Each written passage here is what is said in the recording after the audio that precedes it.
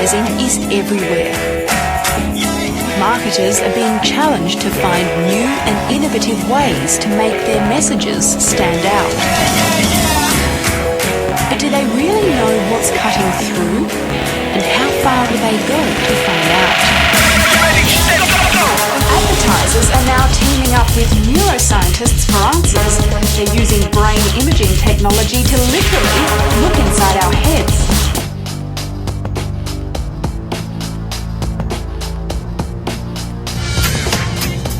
In the hope of selling a brand or message, advertisers are turning to a new field called neuromarketing.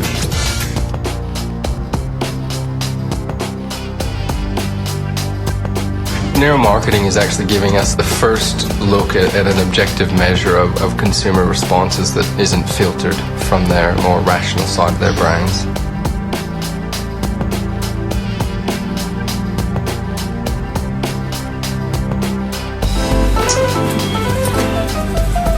Dr. Moon is using electroencephalograms, or EEGs, to measure the brain's electrical activity while a subject watches a TV ad.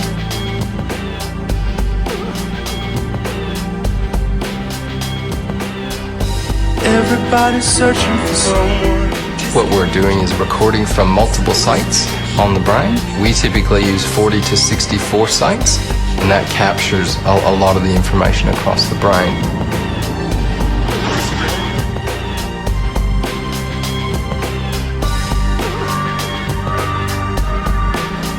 They also record eye tracking information.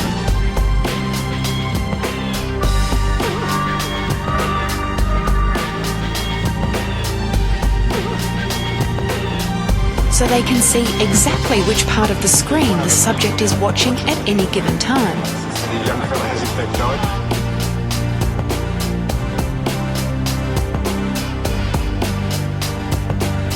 We're then able to go back and look at the eye tracking overlaid with the specific ads, tied in with the specific brain activity recording to then feed back.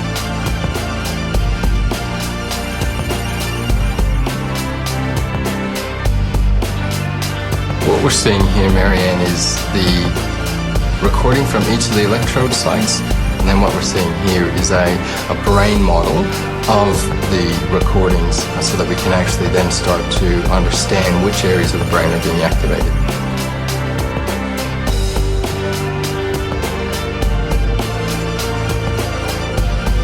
Yellow is the stronger activation, the darker the colour is the less activation. That's what we want to see.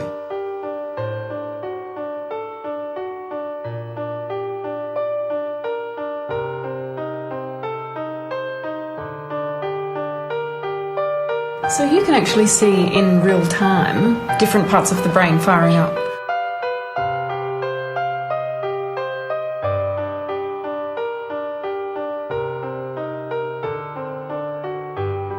That's right. So as the movie plays along, you actually will be able to see the brain changing as the EEG changes.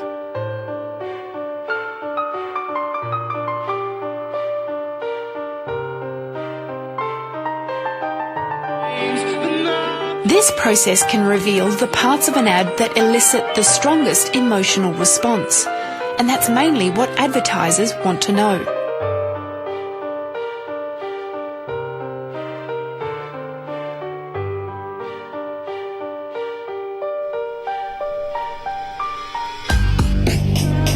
If it's a concept ad, what parts of the concept are working, which parts aren't, and if it's a finished ad, we can go back and say you've wasted your money if it wasn't working, or good job, your creative department has done a bang-on job.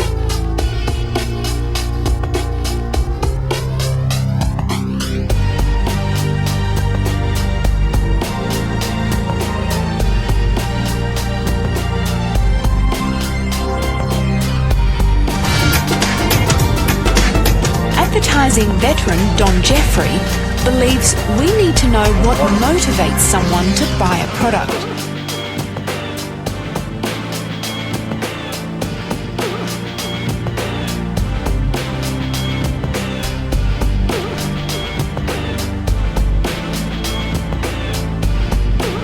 We can capture and understand the emotions of the people that are buying our product, then our advertising is going to be far more effective. And if we want to hold our market share, we've got to put messages out there and convince people that they're doing the right thing buying our client's product.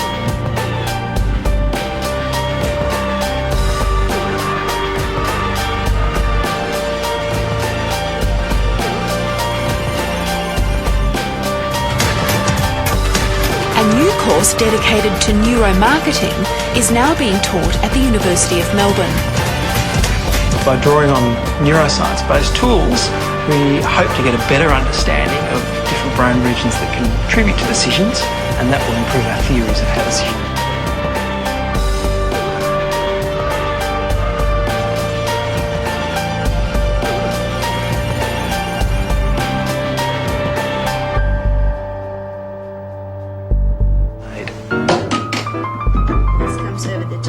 Dr. Philip Harris is particularly interested in knowing why people make impulsive decisions.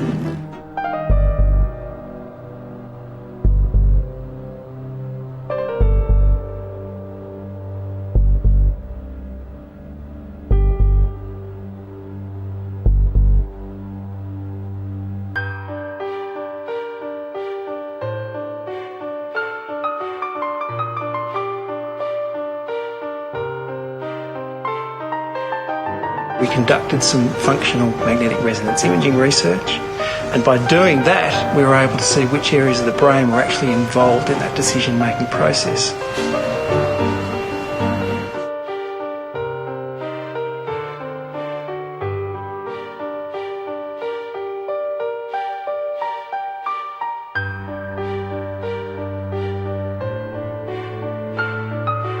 This research has broader implications for other choices we make in everyday life. Addiction-related issues are very much draw on these same processes. So my choice of whether I will have that cigarette now or abstain and have a longer life, or whether I'll have that hamburger or a healthy meal, it's that same basic process of choosing the immediate reward versus something that's better for me.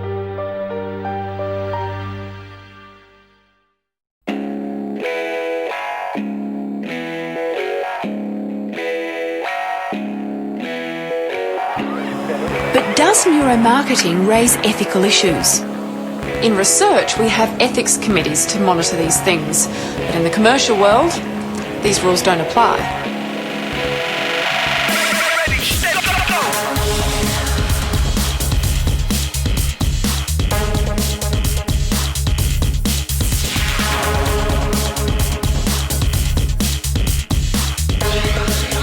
It might be used to give marketers information that we don't choose to give them. But then this could be seen as an invasion of privacy. A far more serious ethical issue to my mind is the manipulation of people's decisions. Ready, steady, go!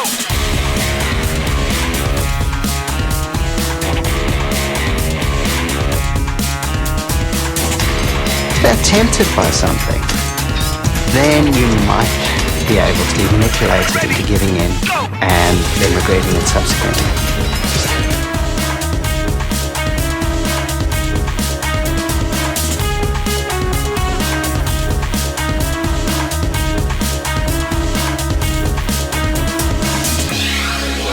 Shane and his team would be the only people that actually see the individual brainwaves. We wouldn't see that. So I don't see that as a problem at all.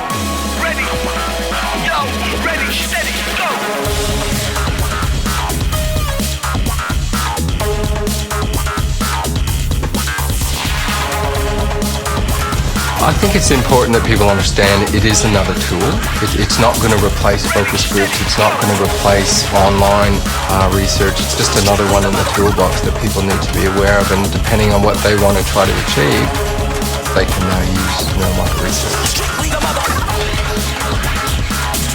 Ready, steady, go!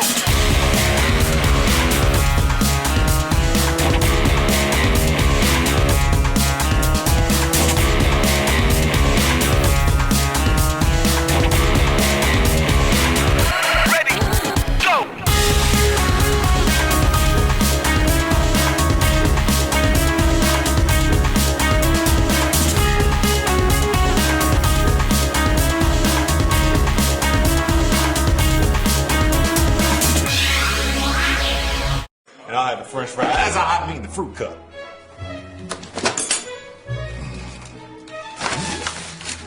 Oh. Hey, I thought Pepsi Max, 0 calories. Maximum.